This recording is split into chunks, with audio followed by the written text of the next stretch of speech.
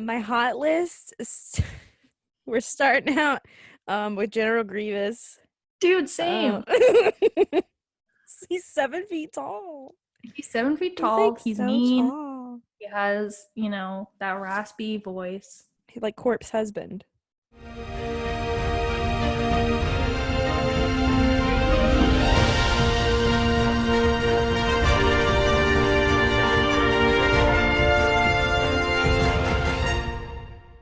What's up, guys? It's Alex, And Alicia.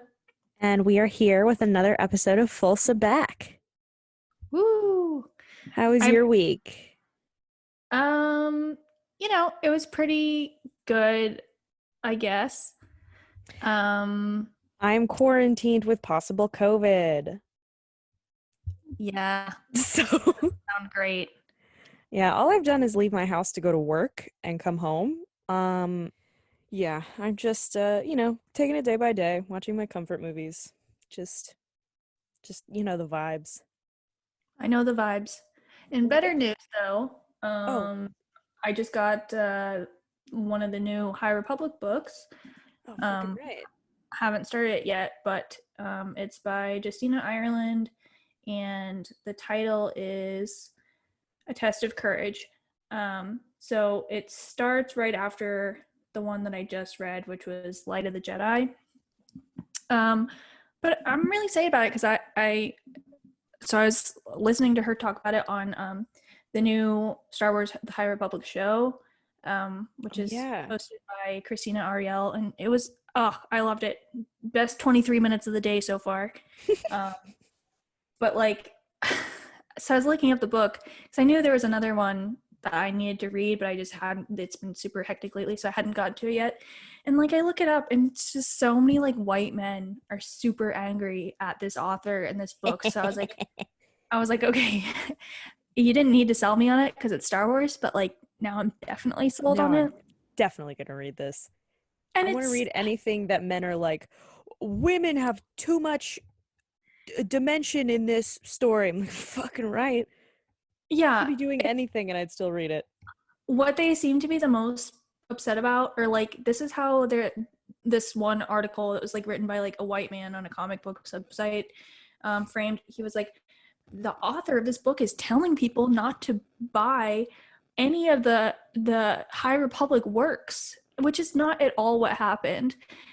What she said was, if you don't agree with me and my opinions on Twitter, you're probably not going to like my books very much either, which is right, a very fair thing to say. It's ridiculous to assume that someone's preferences and ideologies and everything wouldn't wind their way into their writing. And men are like, oh, so she doesn't want the High Republic to succeed. She doesn't even want people to buy this stuff. It's just what is wrong with you guys? Seriously, how is that? Can't read, so don't even bother buying the book. Misinterpret it so badly. And then they're and she hates white men because she said something on Twitter about this. I guess he's a podcaster. I don't even remember his name, some generic name. But he posted this 20 tweet thread about challenging his 9-year-old daughter to open a can without a can opener or something. Oh, I remember that.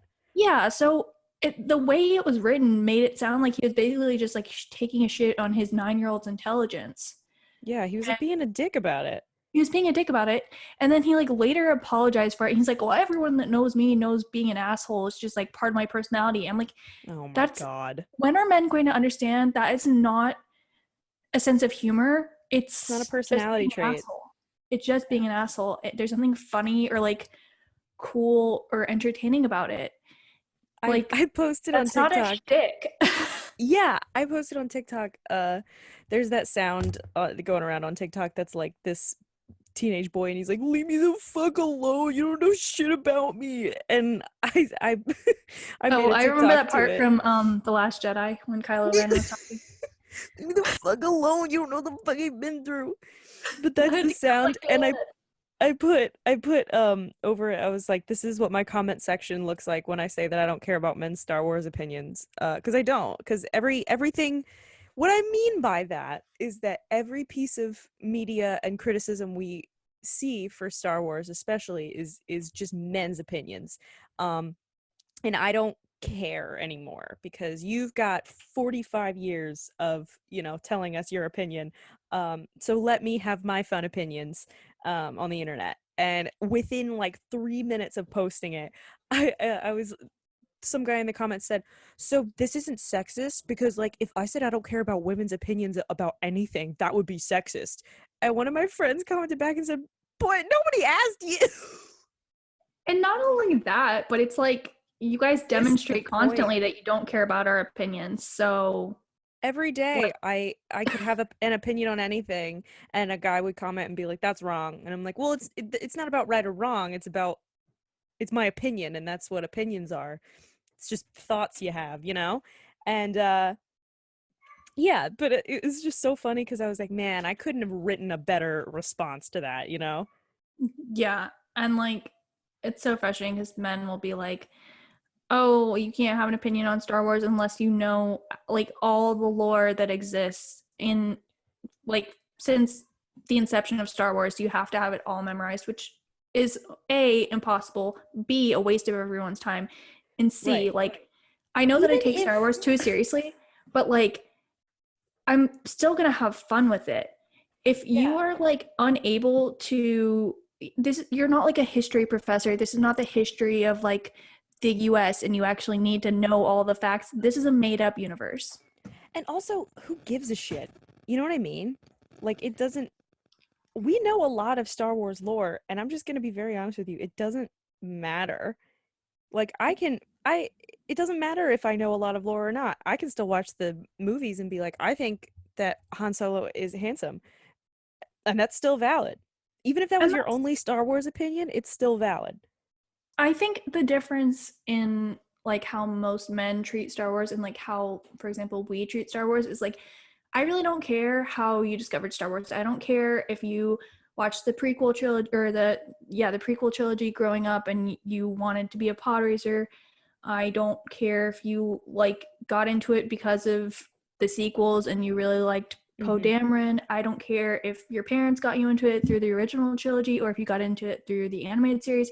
Whatever made you discover Star Wars, like, I'm glad you're here and I'm glad that we can talk about this and have fun with it. This is not a contest of who knows the most and like why suck all the joy out of it, Like it's a campy space opera. It's goofy. It's meant to be fun and silly at parts. That's like sometimes you can just enjoy media for the sake of enjoying it and just for fun because it's nostalgic and it makes you feel like you're having fun as a kid again.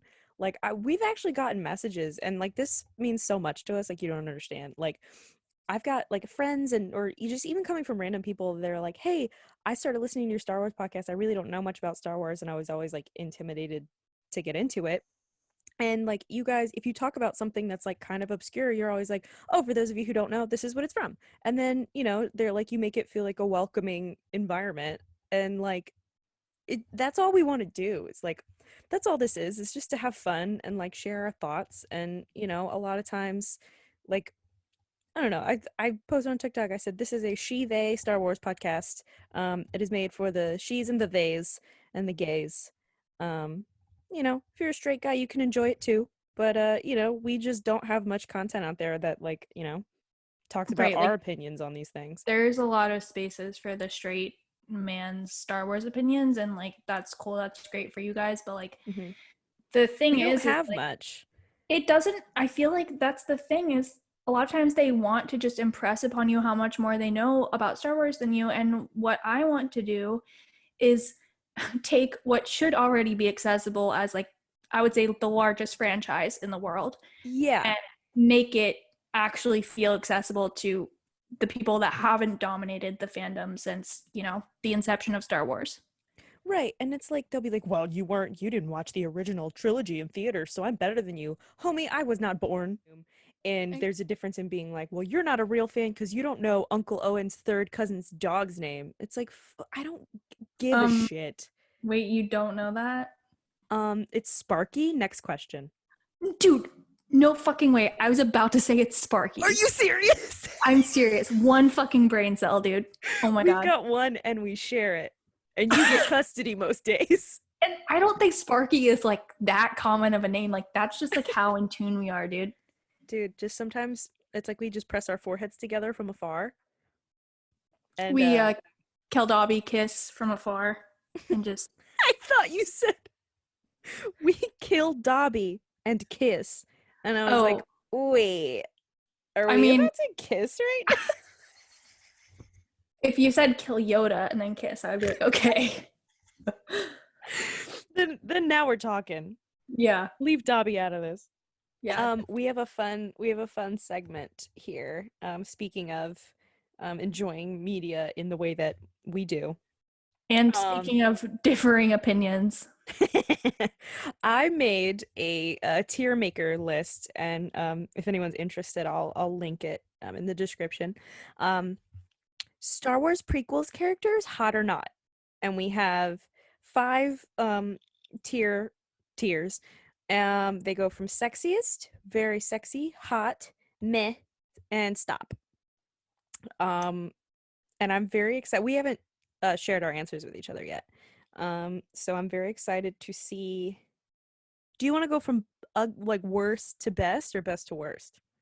Because I feel like there's a lot more in my stop and meh categories than there are in the other categories for me, and I'm sure that we have some cross-pollination between our 2 tiers in those at least. Okay, do you want to go your stop level first? Yeah, okay. So Watto, Yoda, Lars, Palpatine. You're doing Lars dirty. Well, dude, he's not been taking any care of his skin. You can see this from this photo. Like, he's just like, remember when you said if beef jerky became a man? Like, that's what he's got going on there. Yeah. Jar Jar, obviously. Mm-hmm. And not to get too sidetracked, but I sent you that post last night that was like, it was like that image of Slick from the Clone Wars when he's like, I really wish you hadn't noticed that, sir. And it was like all of us when Dave Filoni realizes Jar Jar Binks is still canonically alive and can show up in The Mandalorian. And what if he does, Dave Filoni already fucked us once, making us watch Jar Jar Binks seduce that woman in the Clone Wars. If I have to watch that in live action, I swear to God, Mr. Filoni, I will kill myself. And my blood is on your hands. There's no reason for Jar Jar Binks to like make even a cameo, but like I'm just like, if Dave Filoni does the disrespect of bringing back Jar Jar Binks but not bringing back Plo Koon, for example, who we also never saw die, I will have words. Yeah, Plo Koon is sexy. Next question. Yeah. Was that your whole stop list? No, it's also what's her name? Nala Se. Lama Su. Yeah, okay, whatever. They all look the same. I only know because I googled Lama Su. I don't like either of them. And like one is so much sexier than the other. Like, what's his face? The Neimoidian. Newt Gunray. Yeah, why can I never remember his name? It's like a pretty distinct he doesn't matter. He doesn't. Yeah, that's true. A shit. I think we got the same. I've got Palpy. I've got Jar Jar. Mm-hmm. Got Lama Su or Nala Se. At this point, it's up to whoever. Yoda, sorry King, Watto, and Newt Gunray. Yep. Yeah. And then in the meh tier, I don't know. I might get some hate for this. I don't know, but Qui-Gon Jinn. Fuck you. I'm gonna give you hate. I'm gonna send you hateful messages. That's fine. I'm sorry. He just doesn't do it. It was aggressive. I apologize. That's okay. Liam Neeson has never been attractive to me in any movie. If he was going to be attractive to me in any movie, it would be Phantom Menace. Mm-hmm. But it's just like he's got a lot to compete with. All right. Yeah, it's not really fair to him. If he was the only like dude in the movie, then sure, he'd probably be higher up. But like he's got stiff competition. He's competing with Samuel L. Jackson. Who is next? I swear to God, I did not even see your list. How did I do that? God. Okay, so we're gonna talk about Mace Windu later on in the episode because I do have a question about him that we're gonna answer. And I do like his character. It's just I didn't want my tiers of sexiest, very sexy, and hot to be like too crowded because then it's gonna be like, okay, did you just put pretty much everyone in here? It loses some of the sparkle. I get it. I get it.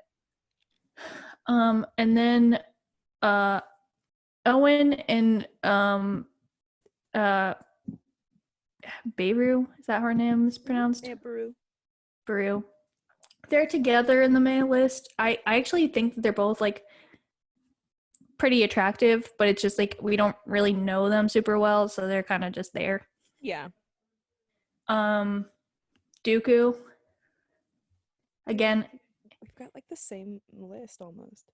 I don't know. Like, I think if this was like the Clone Wars like animated tier list, he might actually be up higher. Oh, he's pretty hot in the. But like in this, I don't know. And like that's another character that I like. I think he has a lot of style. I love that for him. But like, you know, I have sex with him. No. And then this one pains me because again, if this were like Clone Wars one, he would be way higher on the list. But Kit Fisto, they really did him dirty in the prequels. They really were like, no, he gets absolutely no rights. Yeah, and then in the Clone Wars, like he's so sexy. For no reason, but like for no reason. And like they show like the Mon Calamari episodes, they're just like, okay, they're and like, Kit Fisto's got an 8-pack. Yeah, they're just like, what's the plot of this? Dashboard abs. It might as well have been like a workout video. Like it was. His voice is really sexy. I was like, okay, Dave. Dave, I don't know what you're doing, but okay. All right, what's your hot list? Oh wait, I didn't do my mad list. Oh no, my mad list was just it was Kit Fisto, Dooku, and Uncle Owen and Aunt Beru. But okay, sorry. My hot list is we're starting out with General Grievous. Dude, same. He's 7 feet tall. He's 7 feet tall. Like, he's so mean. Tall. He has, you know, that raspy voice. He's like Corpse Husband. I don't want to talk about Corpse Husband. Do you think Corpse Husband is just General Grievous? Oh my god. A hot new theory just dropped. Scientists hate her. Okay, so hot they do, but not for that reason. So hot, we got General Greaves. I think Mace Windu's like kind of sexy. So he's up there. I'm not sorry about it. Qui-Gon Jinn is hot in like a DILF way. He's up there. Klieg Lars, I know you said he looks like beef jerky, but I think he's got like some DILF capabilities going on in there. And I've said on multiple occasions I'm sexually attracted to Tommy Lee Jones, so I really don't have a leg to stand on here. But rounding it out is big ol' MILF Shmi. So okay. This one was the one where I really sort of deliberated. I did not want more than 3 characters each in the top 2 tiers, so this one, it was hard. Kind of like, you know, ask me on a different day, this might change, but today it was General Grievous for the reasons we already said. Captain Typho, I think he's very handsome. He's fine as fuck. Bail Organa. Very tall. Higher for you? This is very sexy, or this is hot. Okay. I'll let you finish. I'm not gonna. This is where we might be diverging on opinions, is what I'm saying. See, guys, we have differing opinions and we're still besties. I don't know for how long. Yeah, you might not be friends with me for that long after this. Fine, more bail for me. Christ. Padme. I love that character, but they did such a disservice to her in the prequel trilogy, I feel like, particularly in Revenge of the Sith, by deleting so many of the scenes that like rounded her character out more. Yeah. That it's like they threw away so much of her character development, dude. It was just like, give everything for a man who advocated for fascism. Yeah. Like this tier list is based on character development, obviously. So right. That's why Kit Fisto's where he is. And that's why our girl Ayla is also in the same, because she's on screen for like 5 seconds and then she gets murked. So yeah, it's like again, if this were the animated Clone Wars series, yeah, list, which we will do, mm-hmm. different story. Yeah, different story. So that was your hot list. Yeah. Cool. I've only got 2 people in very sexy. And it's Captain Typho and Ayla Sakura. And that says a lot about me.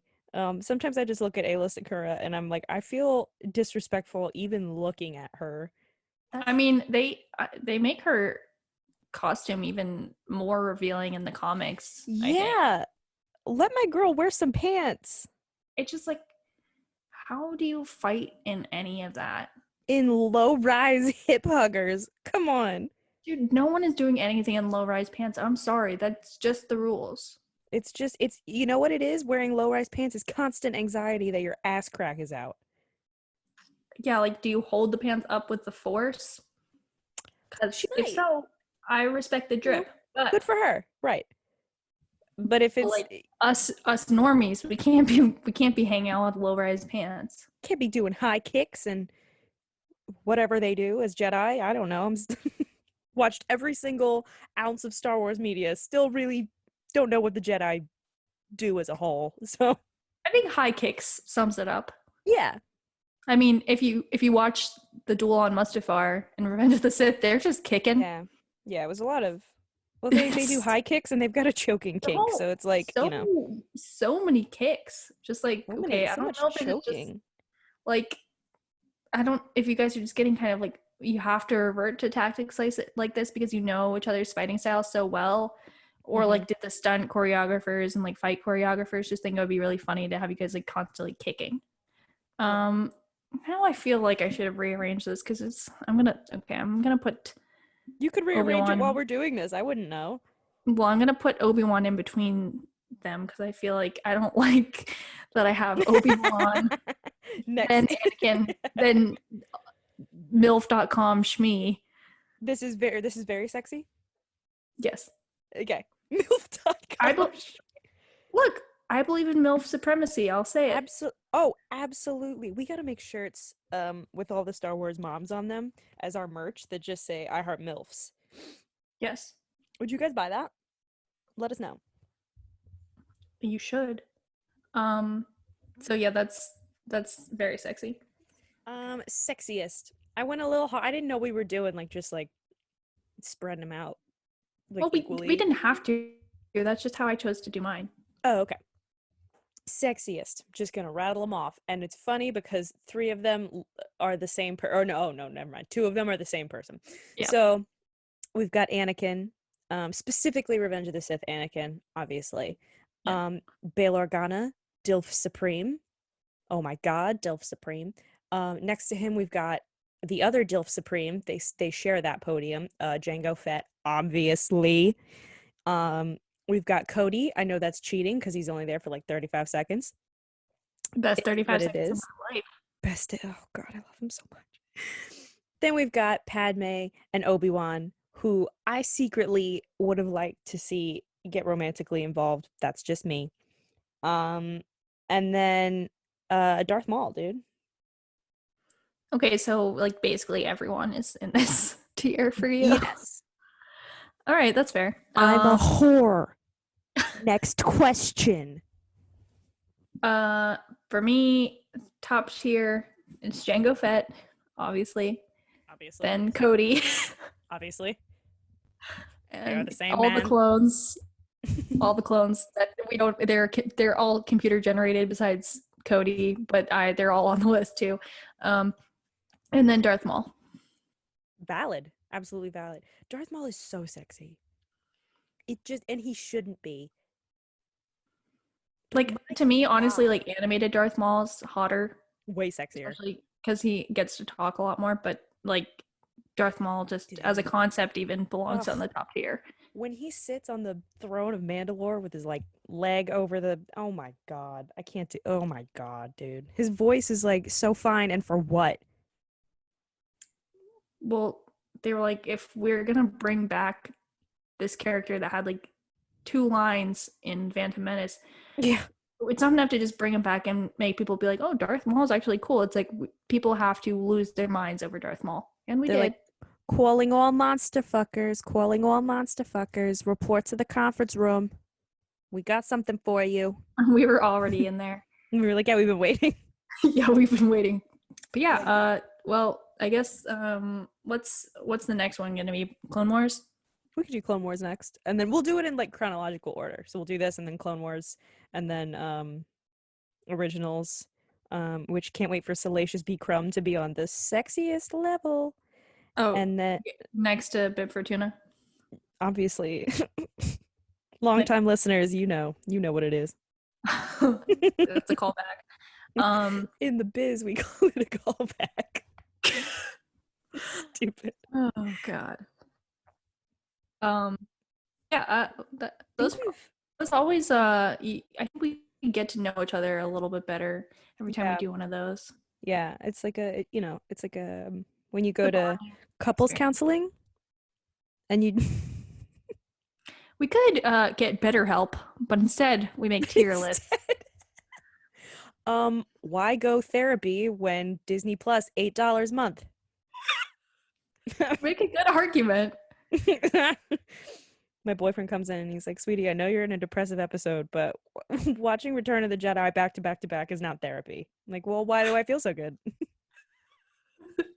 You're right. Therapy could never do this for me. They could never bring me as much joy as the scene in Empire Strikes Back when they're fixing the ship and Han calls himself a scoundrel. That yeah, I mean, like, is your therapist going to call themselves a scoundrel? I hope not. I hope not. So, point proven once more. Like I do think we have some questions this week.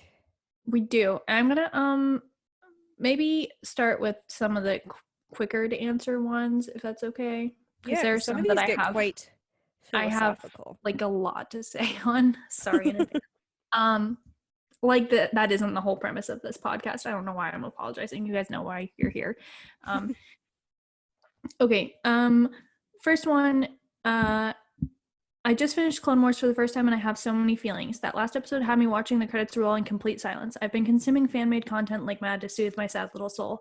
My question is, who should I be reading? What fan content creators do you guys like? Good question, dude. For first of all, my condolences because I know how you feel. That finale really just I couldn't do it. Gut-wrenching. 3 days afterwards. So there are so many super talented people, but I think the easiest way for me to just get like a bunch of like artists and writers sort of all in one place. I'm gonna plug a couple like zines here. Yeah. Full disclosure, I do know people involved with all of these, so this is biased, but I just love their work and I would highly recommend all of them. First is Found, a Clone Wars zine. You can find that on Tumblr, as well as Untold Stories, a Clone Wars zine. And then I can post links to these two and I'll reblog some stuff from them on our Tumblr, fullsabacc.tumblr.com. And then a new one that's coming up, which is not Clone Wars, but like a lot of people that also write for Clone Wars and create art for Clone Wars are involved with it, is Clan of Two zine, which is a Mandalorian focused one that's coming out soon. It's still in the applications phase right now, which run through February 15th. If anyone that's listening is like a content creator and interested in applying, you can go to clanoftzine.tumblr.com and all the info is on there. But yeah, those all have some super good talented writers and artists, and they're plenty of good recommendations on there. So I'll post some links to those. Yeah, all encompassing is that way, because we've just got so many, like we would totally miss somebody if we just went off the top of our heads. Let me plug one story that I do really love that I don't know if this author is involved with any of those, but if you guys have been reading like any Clone Wars stories, you've probably come across this one, but it's called Dominoes, and it's by Meridian Dominoes. So good. Oh, it's amazing. Like, I normally don't really go in for like time travel, like fix, but this one was so heavily recommended that like I started reading it pretty much as soon as I was done watching Clone Wars for the first time, and it's amazing. I cannot recommend it enough. It focuses on like Domino Squad, but spoiler alert, like we don't lose a majority of them in the Rookies episode because like they go back in time and fix everything, so you get to know all the characters, and the author's done such a good job writing all of them. I love it. Someone else said, think we'll ever see Savage Opress again since like nobody stays dead ever. I wish. I hope so. I wish, but we like did see a body, so we did. Yeah. I don't think we will. Which is upsetting because I really loved him, but I don't think we're gonna get any more Savage. Very sexy though. All right. On the subject of someone not staying dead, someone said, why is Mace Windu the only character in Star Wars to actually die from falling from an extreme height? So that's a good question. Sorry, this is gonna be a long answer, but I think that this is mostly just a case of George Lucas creating like too powerful of a character only to realize their existence kind of stands in the way of a major plot point.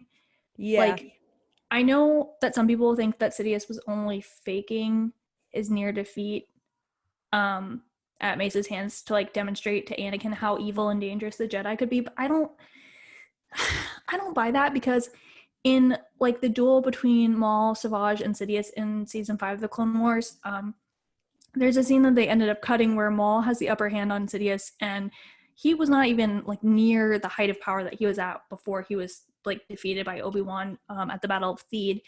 So like Maul was definitely like very powerful, but like not as powerful as Mace Windu even at that point, and he still got the upper hand on Sidious.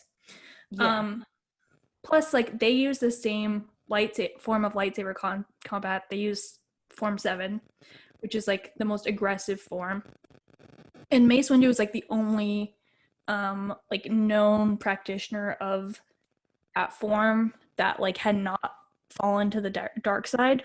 So, like, he's obviously, like, very powerful. He's able to sort of, like, balance, like, light and the dark without falling to the dark side. Mm-hmm. And I think that they kind of just were like, okay, if he survived, like, Order 66 probably would not have happened. Like, I think that, like, I think he could have stopped it. I think he would have killed Anakin if he, like, could not have defeated Sidious. If he had to, I think he would have done it. Not because he would have wanted to, but, like, if that was, like, if it was either kill Anakin or let this happen, like... Right, or let a million other people die. I mean, the way they did away with him, though, was, like, very, very lazy, because we've seen... it was cheap. We've seen light side and dark side users fall from extreme heights and survive using, like, a force cushioning technique, and even Padawans can master that, so it's not like he suddenly forgot that. Like, so I guess if you sustain great enough injuries, you could lose your control over the force. That force cushioning thing would be kind of like a moot point. And, like, maybe Mace was in enough pain from the combination of the force lightning attack, and then he lost both of his hands, so he lost consciousness, like, after he fell, and he wasn't able to cushion his fall, but, like, I still think it sucks. Yeah, I think it was lazily done, personally, because, like, I don't know, they always harp on how powerful Mace Windu is, and then, you know, it just, I don't know. I don't buy that he would just fall to his death. I don't know. Yeah, just, it's bad writing is what it is. Yeah. Surprise! Yeah. Here's another one that I'm gonna get long-winded on, sorry, but never apologize. I value everything you have to say all the time. Well, except that you put Bail Organa at a low tier. He wasn't a low tier, he was in the hot tier. Well, and I knew you were going to put him, like, in the top tier probably, so I was like, that's fine. It's not like he's getting snubbed. Yeah, you did know that. Okay, well, I'll give you that. Steffi Poodle said, hello again. Love the new episode, ladies. Thank you. Thank you, BB. I have a couple of additions to it, though. Sorry if this is a little long. No worries. 1. The girl that Boba Fett is all sup girl with is Rhys Dahl Sant. She was a singer performing with the Max Rebo band at Jabba's palace in Return of the Jedi. If you look towards the back during that end credit scene, you can see her slip away seemingly unnoticed by Boba Fett and Fennec. Kind of a fun Easter egg that might be in his show at some point. Oh. Also, I didn't know that. And I looked her character name up too after we got this ask, and I think she's in Revenge of the Sith when Anakin goes to like see Palpatine at that weird performance with like the orbs. Oh shit. Like in the background. Oh shit. That weird ghost swan lake or whatever that was. I remember I found the name of it somewhere and it was something like something Swan Lake, but it was like with aliens. Hey, want to know what the name of that performance was? Jizz. Cirque du Soleil, am I right? Oh my god. That's good. Thanks. That's good. I'm accepting high fives virtually. Here's $10. Be Thanks. here all week. Go buy yourself a Star Wars. Good a time as any to shamelessly plug our Patreon. If you want to get episodes early, you can do that via our Patreon. Our link's going to be listed down below. Enough with that. Anyway, continuing the episode. Seamlessly done. Thanks. 2, you guys mentioned Bo-Katan saying that Din was brought up in a cult, and that got me thinking. When I first watched that episode, I was like, dude, you were Death Watch 2, what the heck? What if Din was saved by Darth Maul's Death Watch, though? I'm rewatching Mandalorian and noticed the little spikes on the armorer's helmet. The first go-round, I thought they were badass, but since I've watched Clone Wars now, that makes me think maybe he was rescued by Maul's minions. So maybe some of those guys stuck around and got super culty, and that's why Bo-Katan thinks that. Dude, that's really cool. I never thought about that. And now thinking about it, that makes total sense. Because you tend to forget that, like, I don't know. I think because, like, especially if people hadn't seen the Clone Wars, like I hadn't for a long time, you forget about Maul's entire deal with Death Watch and shit. So I do really like that theory. First, though, I do like want to point out that the symbol on the pauldron of the Mando who rescued Din is the symbol of Death Watch, but it was originally the sigil of Clan Vizsla. And the Death Watch adopted it after their founder, Tor Vizsla, and it was like a way to distinguish between them and the true Mandalorians who are led by Jaster Muriel, who has the Journeyman insignia that Boba Fett has on his chest plate. Mm-hmm. So it is the Death Watch symbol, but it could also be the symbol of Clan Vizsla. I know that like it's pretty much like generally accepted that Din was rescued during the Clone Wars by a member of Death Watch, but like we do also see like Paz Vizsla is in the covert on Navarro, so it might have just been like, you know, a Vizsla Mandalorian. Anyways, that's true. Oh, Paz Vizsla's so hot. Sorry, not the time. So let's get deep into the lore, which is that he's hot. Deep into the lore of brainwashing cults. That man's sexy. I've never seen his face. I just know in my heart. Well, I think because everyone has like a fan cast for him, but like he's played by that guy who is in episode 1 of The Mandalorian at the bar, the like bald guy. I don't want that. I heard Winston Duke as a fan cast, and I latched onto that pretty heavily. Well, yeah, live your dream, you know? Yeah. Sorry, bar guy.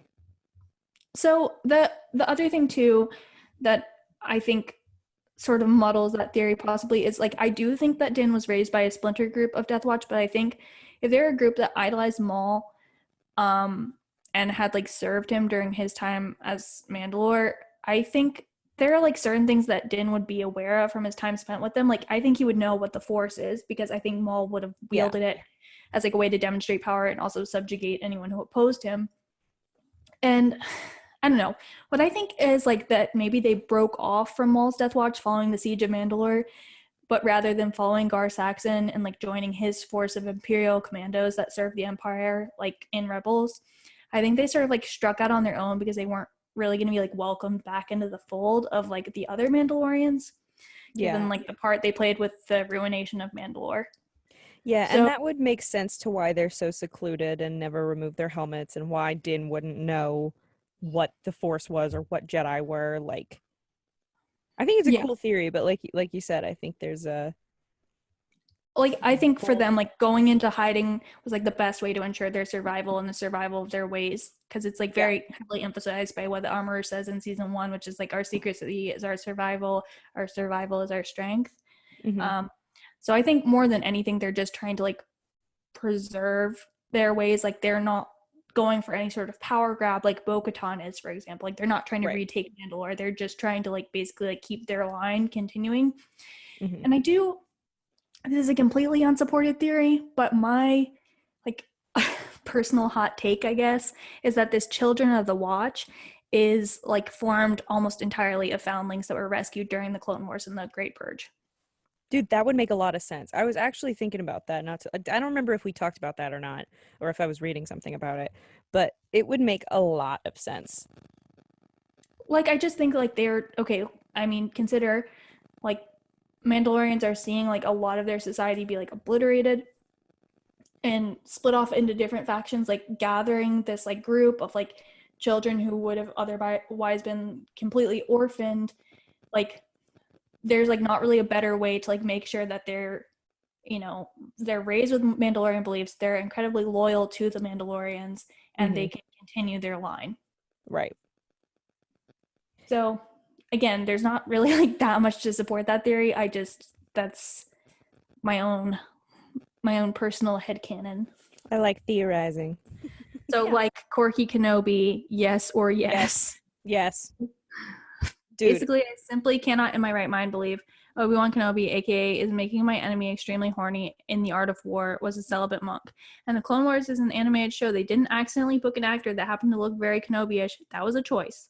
All I'm saying is we know Corky isn't Bo-Katan's, and I can count all the Kryzes we know on one Grogu hand.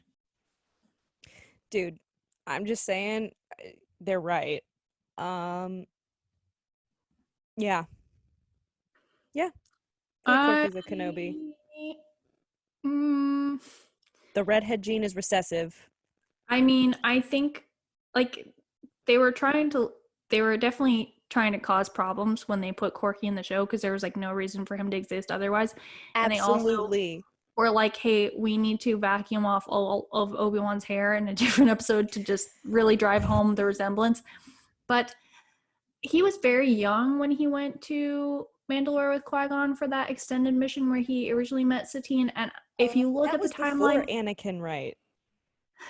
Right? yeah, That was it was like if you ever read like the Jedi Apprentice series, it was like set after those, but I think before Master and Apprentice. mhm. Um, again, the timeline on Star Wars is always so fuzzy and weird, but like I Yeah. think he would have been like 17, Okay. Yeah, 16 or because 17. the So timeline is weird because like, everything, all the evidence we've been given is like, hey, he looks a lot like Obi-Wan and the timelines would add up. But then also, I do not think Obi-Wan was having sex in high school either. I that's think he something. was a geek. Yeah. Um, Well, and also, I mean, I know Qui-Gon Jinn was kind of like, you know, kind of let Obi-Wan do his own thing to an extent, he was and a cool Obi-Wan dad. had to like request like, you know, Supervision. supervision and like guidelines and stuff like that from him. Hmm. But I don't think, I feel like Qui-Gon would have been like smart enough to like not let anything like too serious develop between them He because would he have knew given that him would a just like condom at the very least. yeah, I mean I can see him like giving him a talk about like Right. if you okay, like if you're gonna do this, you cannot be stupid about it. And also, I mean, I'm sorry, but I cannot see like Duchess of Mandalore Satine having like basically a teen pregnancy and not being like a huge scandal. Right. Yeah, because I was thinking they were older. God, every timeline is so fucking weird. Um, yeah, I was thinking they were older. I think, he gave it like 6 or 7 years, I think something could have happened and he could have been Corky's dad. Also Corky, stupid name. If Obi-Wan had any say, he would not have let that child be named Corky. That's probably why it didn't work out between them. Yeah, but no, cool theory. I don't know if it lines up, but I think Obi-Wan is fucking. But it's like, why did they make those decisions? Because they had to have known people would like infer that from his like strong resemblance to Obi-Wan and his involvement with Satine and all of that stuff. Yeah, like don't get me wrong, Obi-Wan fucks, but I don't think he was fucking at 17. No. You know what I mean? There are too many books in the Jedi Temple library. You know, it's like he didn't have time for all that. He had to read every single book. Perhaps the archives are incomplete. Well, he would know. Yeah.